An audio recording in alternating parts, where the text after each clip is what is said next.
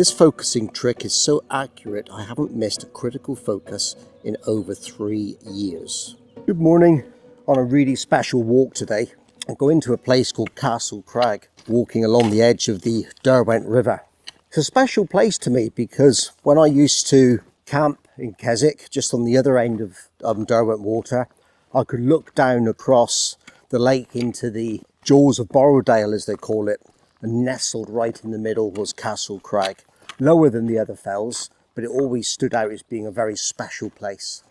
I'm also walking along the River Derwent.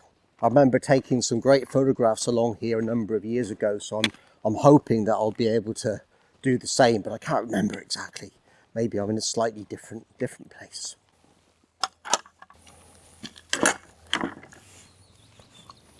Keep passing all these skeletal trees. I can just never find a clean background of one that appeals to me anyway. I'm sure there are some clean backgrounds, I just don't like the ones I'm being shown. Amongst other things, and having a great day out in the Lake District National Park, today's video is continuing the series that I've been doing on sharpness. And today I want to talk about things being purposefully sharp. We've touched on it already, but there's a method which I use to make sure the things which I really want to be sharp are pin sharp. And I've been using this method for 3 years. In fact, it's probably been longer than 3 years, and I may have hinted at it or used it in a previous video. Because at the end of the day, even if you get to the situation where not everything is perfect, you can kind of live with that. But what you can't live with is your main subject not being in focus. It's strange walking along this path in between these cairns. Obviously people have been here before, but unlike other places in the Lake District, I really get this feeling like, almost like I'm being watched, or somebody's been here before. Now I understand why the strange feelings that I had.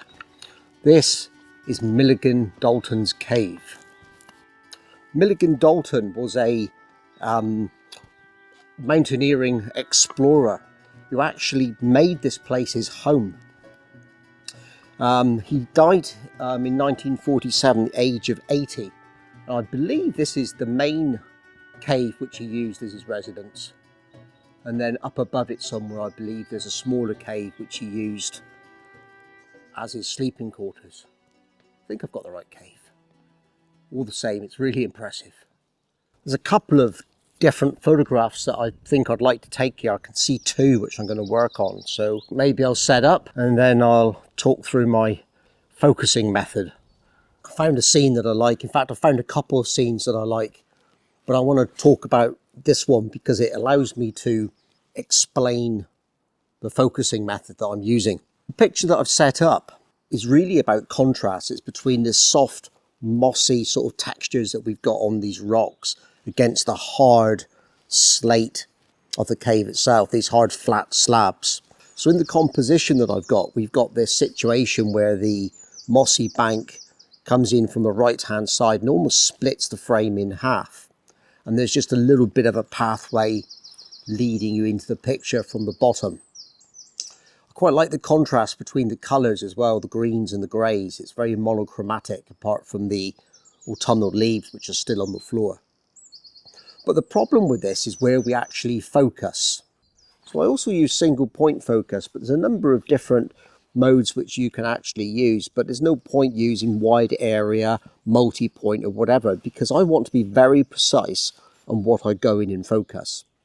So let's see how that applies to this photograph. Now I actually did a focus bracket with this exposure, with this photograph, because it was quite clear to me that there was going to be a number of things that was going to be happening. I would have all this information here in the foreground, and then I'd have more bit further back here, and then obviously at the back of the cave as well. What I was concerned about was that because of these specific points that I would have, and being relatively close to the subject, that I'd end up with a situation where I had parts of them out of focus. So I'm shooting at f11, 3 different photographs at 3 different focus points. And to enable me to make sure that I've nailed it, by using that single point of focus, I've made sure that I've got those points cleanly in. So I've focused first of all down here on this bank. I've then moved in and taken my second picture right up here using this piece of rock. And I've focused right back in here on this back wall where I know that I've also got that in focus, and that should make sure that I've actually captured everything as it should be. So let's get back to the camera. I've got one more photograph I want to take here. If it comes out, I'll show you that one as well. But have a look at this photograph now.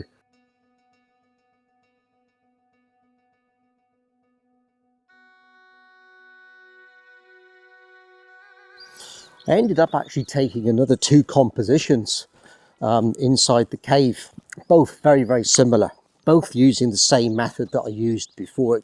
The 2 pictures that I took, one was going to be cropped into a 4:5 vertical format, and the other one's a square format. It's the square one which I've got most hope for, because I think it's going to work really, really well. I found a point in the rocks where there seems to be a natural crossing of different textures, and I think that's going to come over very, very well.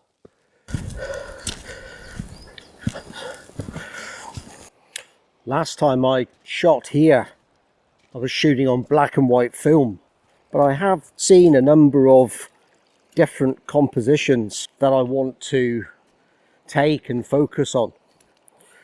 I'm not going to vlog every single one of them, but I will nevertheless show you the photographs of the ones which are successful. As I was with other days, once again I'm really intrigued by this beautiful young fresh spring greens on the trees. So I'm going to set up for my first photograph. It's just clouding over a bit, but it's transient cloud, it's moving through, and I've no doubt that it'll move on and lighten up the scene that I'm trying to photograph in a moment, because it does need a little bit of light on it. Really enjoyed taking that photograph. I've had to play about a little bit with the shutter speeds, and I'm going to combine 2 images together to create the final photograph, providing it works out how I planned. I did a video a few weeks ago, maybe a week ago, I'm not sure, on how I use shutter speed to control subject movement and get sharp images as well.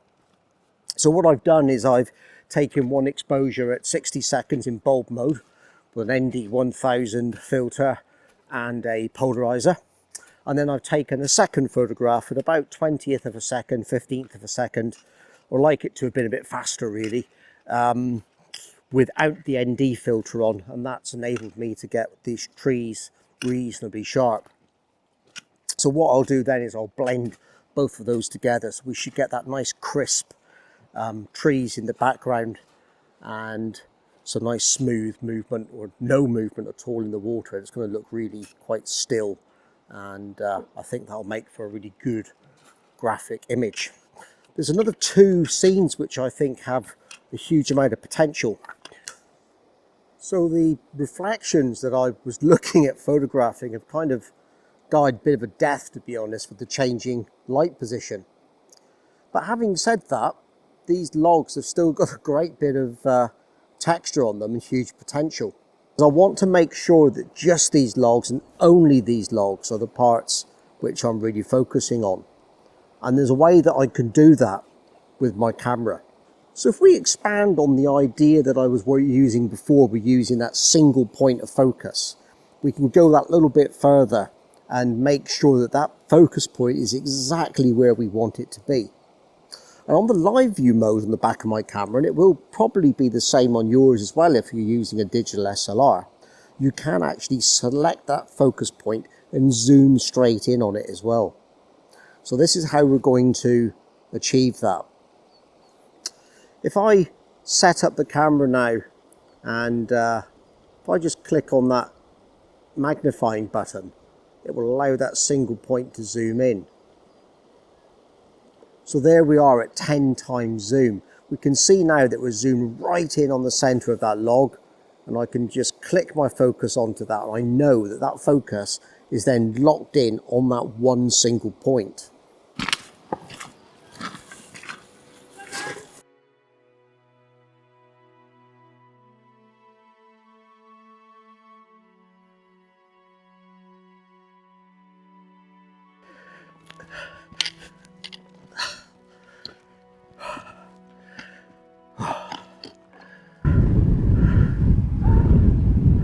Well, it would be crazy to have come all this way and not taken at least one photograph from the summit.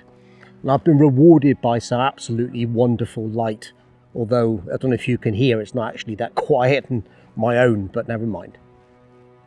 What today has allowed me to do is to really focus on focusing and talk to you about how I make sure that my photographs are pin sharp and how to make sure when it really matters that you're able to capture those real important points and get them pin sharp.